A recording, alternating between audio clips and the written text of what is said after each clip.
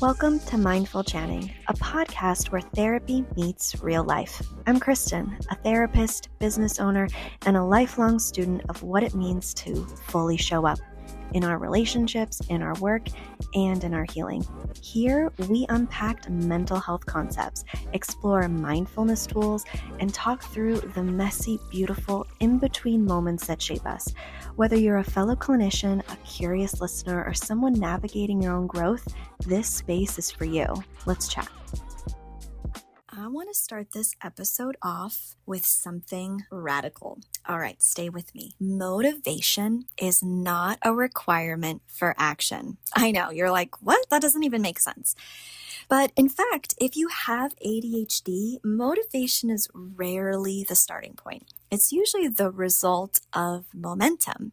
So what happens when we design these reset routines around feeling motivated? Well, we crash, we avoid, we spiral. Because more often than not, your Sunday doesn't feel like a clean slate.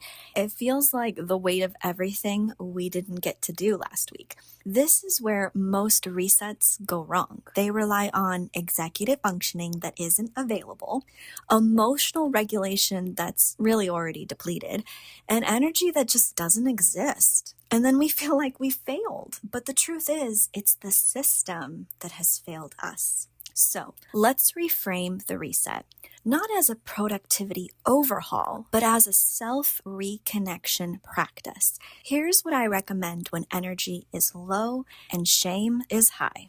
First, we start off with awareness, not urgency. I just want you to sit for 1 minute, just 1 minute, set a timer. And I want you to take an inventory of what feels off. Is it your space, your routine, your brain? You don't have to fix it, yes. I just want you to notice, what is it? Let's label it first. And then I want you to choose what I call your bare minimum anchors. And trust me, it's not clean the house. It's breaking it down into small little chunks that make things feel less overwhelming. So if the task is, I want to clean the house, I just want you to think about collecting all the trash, or running 1 load of laundry, or clearing the dishes from the sink, or collecting all the dishes and putting them in the sink, or wiping down the bathroom mirror. These tasks may not complete anything, but they interrupt the chaos loop just enough to stabilize your space. Because really what the thing is starting. I just want you to start somewhere, just somewhere, because we both know that once you start, that momentum is what brings the motivation to keep going. The next thing I want you to do is, after all of your bare minimum anchors, I want you to do a sensory regulation task. Now, this can look different for everyone, but I'm just going to throw a couple ideas out, like taking a shower, changing your clothes, going outside, do a cold splash on your face, a stretch, light a candle. It doesn't matter what it is. It's something that builds that momentum. It's something that helps regulate you so that you can push yourself to the next task. Sensory's shift tells your nervous system we're moving forward and we're doing it slowly. And then next, I want you to do a 5-minute planning scan. I want you to open your planner or get a sheet of paper or get out a notes app. And I want you to ask yourself this question. What do I need? Now, that's the word, need, to do this week. The next question I want you to ask is, what do I want to do this week?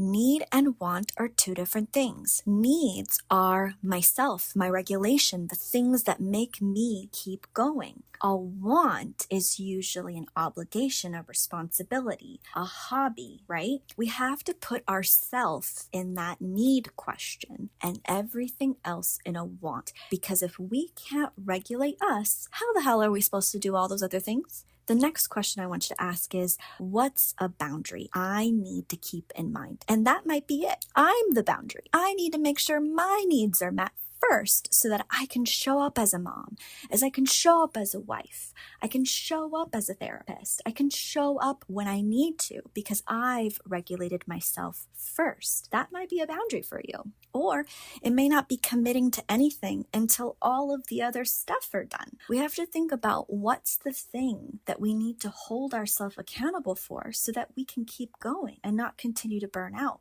This is not about organizing your whole week. It's about touching base with your reality right now in this moment and preparing your brain for what's coming without overwhelming it. And this brings me back to the planning stack and why no single tool or method works forever for our ADHD brains. Because traditional planning systems often require sustained attention. They assume you have consistency and continual motivation. And these planning systems focus on linear productivity, things that happen in succession. And then they penalize you emotionally when you fall off the bandwagon. But I want us to look at things a little bit differently because ADHD brains need systems that are flexible, that are layered, that are focused on initiation, not just execution. Gentle. Boy, do they need to be gentle. And visual. We need visual. And it be built around our energy, not just the time we have. Your Sunday reset doesn't need to revamp your whole life because, gosh, we go into it thinking that it will change everything. It just needs to center you again. And that's the foundation of everything I teach in this planning stack. It's not about perfection. It's about returning to yourself over and over and over again. So here's your permission slip. You don't need to feel inspired, organized, or motivated to reset your week. You just need to start where you are. The most powerful resets don't come from systems. They come from self-compassion. So take the goddamn shower. Tidy the corner, just a space. Look at your planner. And then let it be enough, just enough for now. Because planning is not about control, it's about support. And you're worthy of that kind of support.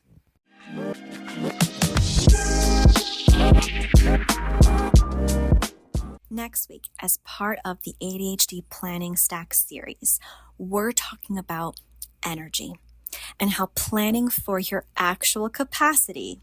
We're going to explore how to categorize tasks by your energy level, why time blocking often backfires for those ADHD brains, and how to stop overestimating your future's self-capacity. Trust me, you're not lazy. You're likely just planning for a version of you that doesn't exist yet. And this episode is going to shift how you see your week. Don't miss it. We have enrollment for the ADHD Planning Stack pilot course, and it's here. Check out the enrollment for the course in the show notes. And if you'd like to be a part of the pilot course for free, follow the link and sign up. If you've tried a planner after planner after planner and you still feel scattered, this course will help you create a system that works for your brain, not against it. And stay tuned for more reflections from my dissertation, especially as I unpack how planning struggles, emotional regulation, and social disconnection often collide in ADHD women. And thanks for joining me for this kind of softer kind of reset. You don't need to push to move forward. Sometimes all it takes is one gentle return to yourself. So until next time, take a breath, take your time, and as always, be gentle with your mind.